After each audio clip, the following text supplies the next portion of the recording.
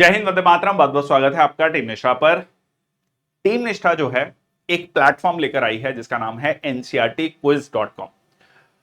सबसे पहले जिन स्टूडेंट्स ने उन प्लेटफॉर्म पर जाकर रजिस्टर किया, कोर्स परचेज किया और बहुत अच्छा फीडबैक दिया, सबसे पहले तो बहुत बहुत धन्यवाद। क्योंकि बहुत सारे स्टूडेंट जब उस प्लेटफॉर्म पे जाके रजिस्टर कर रहे हैं और उनका जो फीडबैक मिल रहा है वो बहुत अच्छा मिल रहा है। उनका ये कहना है कि बहुत अच्छे लेवल के क्वेश्चन जो है आपने फ्रेम किए हैं।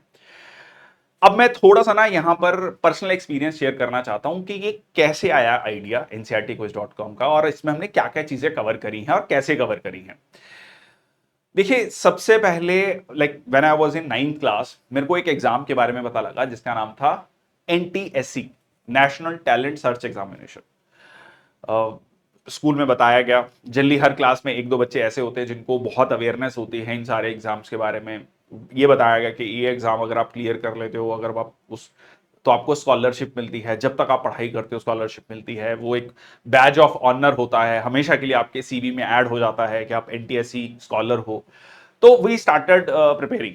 तो हम टीचर के पास गए कि भाई मैम बताइए कि इसको इस एग्जाम को हम कैसे क्लियर कर सकते हैं। तो उन्होंने एक बहुत ही स्टैंडर्ड जो जवाब दिया कि आप जो आपकी बुक्स हैं NCERTs की उसको अच्छे से पढ़िए। ठीक है, उसमें से ही क्वेश्चन पूछे जाते हैं, उसको आपको बहुत थॉरोली पढ़ना है। ठीक है जी, हमने थॉरोली पढ़ लिया उसको। बट जब टू बी वेरी फ्रैंक जब एग्जाम देने गए तो बहुत सारे क्वेश्चन जो है बाउंसर थे, नहीं समझ आया। ठीक है जी, नहीं हुआ वो क्लियर। आगे बढ़े, जिंदगी में आगे बढ़ना है जी। 11th 12th 11th में नॉन मेडिकल लिया। इंजीनियरिंग का सपना सोचा कि इंजीनियर बनेंगे। तो उस समय पर दो एग्जाम होते थे 12th के बाद। एक होता था IIT का, ठीक है जी, और एक होता था AIEEE, all India engineering entrance exam, जिसमें NITs और बाकी जो इंजीनियरिंग कॉलेजेस आते थे, जो अच्छे इंजीनियरिंग कॉलेजेस हैं। ठीक है जी। तो हमेशा लोग प्रिपेयरिंग फॉर IIT, और जो है फिर एक बैकअप ऑप्शन होता था AIEEE के लिए अगेन बोला जाता था। खैर दोनों ही एग्जाम के लिए बोला जाता था, पर AIEEE के लिए स्पेसिफिकली बोला जाता था कि आप NCERTs पढ़ के जाए। अगर आपने NCERTs अच्छे से पढ़ ली और अच्छे से क्वेश्चन जो है उसको समझ लिया तो आपका AIEEE में बहुत अच्छा स्कोर आ जाएगा। You will get very good NIT। ठीक है जी, समझ आ गया।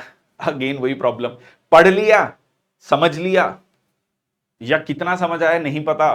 फिर वो आप क्या करते थे, प्रीवियस ईयर क्वेश्चंस करते थे, मॉक टेस्ट करते थे, कुछ जो कोचिंग इंस्टीट्यूट्स प्रोवाइड करते हैं, और उसके बाद आप जो है एग्जाम में जाते थे। ठीक है जी, हो गया, सिलेक्शन भी हो गया। बट अगेन वो कसक रह गई कि यार बहुत अच्छा परफॉर्म कर सकते थे, बहुत अच्छा कर सकते थे लाइफ में इसमें, बट उतना अच्छा रैंक नहीं आया। ठीक है, got a decent college but it could have been better. Anyways, जिंदगी फिर कहते हैं ना आगे बढ़ती है। फिर जब I was in third year of my engineering, I thought of preparing for civil services.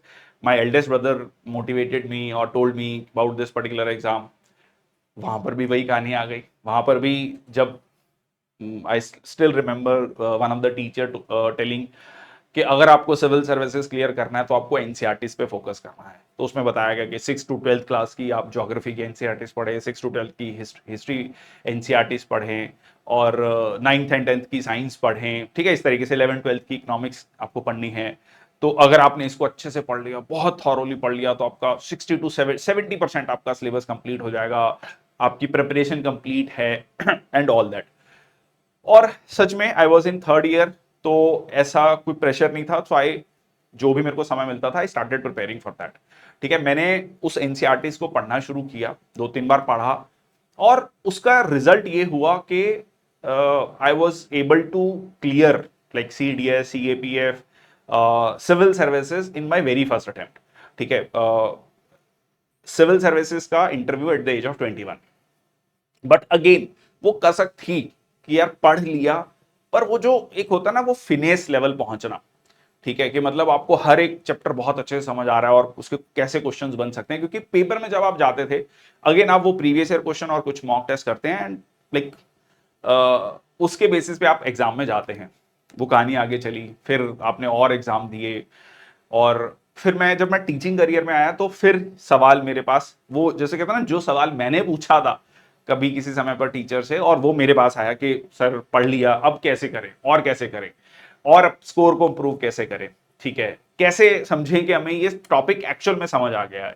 या फिर एक ऐसा डाउट आता है, आई थिंक बहुत सारे उससे रिलेट भी करते होंगे, कि जो 11th और 12th का जैसे मान लीजिए आपने एनसीईआरटी पढ़ा, पढ़ने के बाद जब आप दोबारा उसको पढ़ते हैं, एनसीईआरटी को पढ़ते हैं, तब आपको ऐसा लगेगा कि खासकर अगर आप बिल्कुल पहली बार पढ़ रहे हैं, दूसरी बार आपको ऐसा लगेगा कि यार मैं तो शायद पहली बार ही पढ़ रहा हूं, क्योंकि पहले वाला जो पढ़ा था वो बिल्कुल साफ हो गया।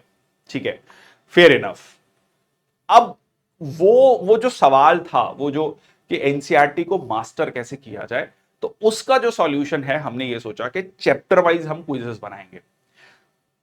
वो उसमें क्या है कि आप पहला चैप्टर पढ़ें, आप क्या कर रहे हैं कि पूरा पूरा सिलेबस पढ़ने के बाद अपने आप को इवेल्युएट कर रहे हैं, विच इन इटसेल्फ, क्योंकि अब होता क्या है, अच्छा आज के टाइम में और भी एक चीज है, क्विक रिवॉर्ड। आप समझो कि बहुत सारे एक्सपेरिमेंट्स इस पे हुए हैं कि समय समय पर आपको इवेल्युएट करना, ताकि कोर्स करेक्शन हो सके।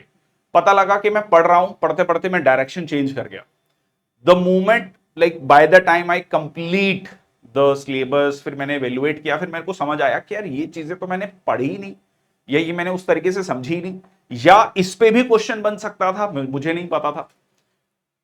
तो वो सारी चीजें, वो सारी प्रॉब्लम्स को सॉल्व करने के लिए हमने ये ncrtquiz.com का पोर्टल लेकर आए हैं, ताकि आप जब एनसीईआरटी पढ़ें, मान लीजिए आप फर्स्ट ईयर में हैं कॉलेज में, ठीक है, और आपके दिमाग में पहले से क्लियर है कि आपने एग्जाम देना है सिविल सर्विसेज का, you want to clear in the very first attempt, या सीडीएस का, सीएपीएफ का, स्टेट सिविल सर्विसेज का, इवन स्कूल के बच्चों के लिए सीयूईटी का एग्जाम, सीयूईटी का एग्जाम जो कि यूनिवर्सिटी एंट्रेंस के लिए है आफ्टर 12th, उसमें तो स्पेसिफिकली लिखा गया है कि 12th क्लास की एनसीईआरटीज पे बेस्ड है वो। अब प्रॉब्लम क्या आता है कि एक बच्चे ने कुछ चैप्टर पढ़ा, उसको ये ही नहीं समझ आ रहा कि इसमें क्वेश्चन कैसे बन सकते हैं, तो we have created 30 to 40 questions of each chapter depending upon the difficulty level of the paper. हमने उस पे 30-40 क्वेश्चन बनाए हैं, और उसको भी कैटेगरी में डिवाइड किया है, जैसे कि एक statement, single statement based question, कौन सा स्टेटमेंट सही है, कौन सा गलत है, 4 ऑप्शन है, उनमें से एक सही है। फिर एक थोड़ा यूपीएससी वाला जो क्वेश्चन आजकल यूपीएससी लेवल पूछता है कि 1 2 3 statements, so 1 2 correct, 2 3, 1 2 3 none of the above.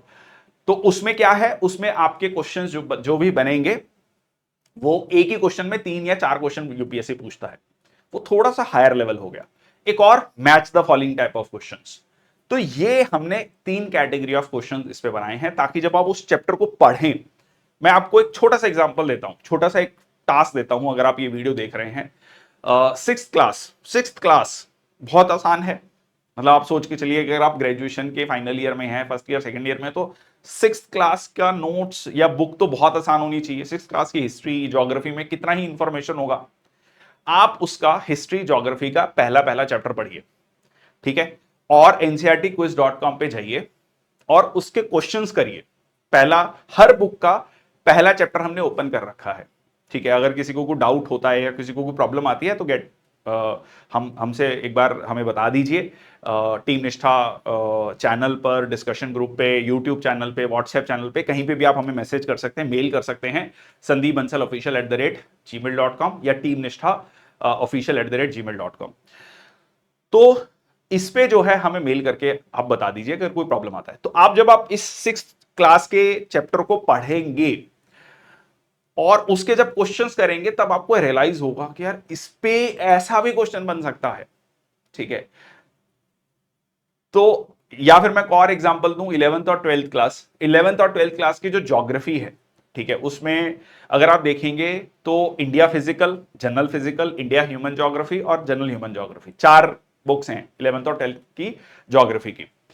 आप उसको अगर आप देखेंगे तो उसमें जो क्वेश्चंस हैं, जो पहला चैप्टर है, वो पहला चैप्टर आपको पढ़ के लगेगा ये तो इररेलेवेंट चैप्टर है, इसमें क्या ही पूछेगा, ठीक है, बहुत छोटा छोटा सा चैप्टर है, बहुत जनरल सी चीजें हैं। पर आप उसके भी क्वेश्चंस को जब आप करेंगे, तब आपकी जो क्लैरिटी है वो नेक्स्ट लेवल पहुंच जाएगी। That's my promise to you. आप इतना जो है जरूर करके देखिए। The idea is very clear. इसमें हमने जो 11th 12th क्लास का हिस्ट्री है, बहुत बच्चों को प्रॉब्लम आता है हिस्ट्री में, बहुत सारे बच्चे हिस्ट्री में फंसते हैं, खासकर जो आर्ट एंड कल्चर वाला पार्ट है। उस जो बुक है आर्ट एंड कल्चर वाली 11th 12th क्लास की, उस पे भी हमने क्वेश्चंस बना रखे हैं चैप्टर वाइज। तो आइडिया इज वेरी क्लियर। जैसे मैंने आपको कहा कि मेरी अपनी जर्नी में हमेशा से ही मैंने सुना कि यार बहुत अच्छी बुक्स हैं, बहुत अच्छी एनसीईआरटीज हैं, बहुत सारे कितना विद्वान लोगों ने बैठकर एक बुक लिखी है और सार लिखा है।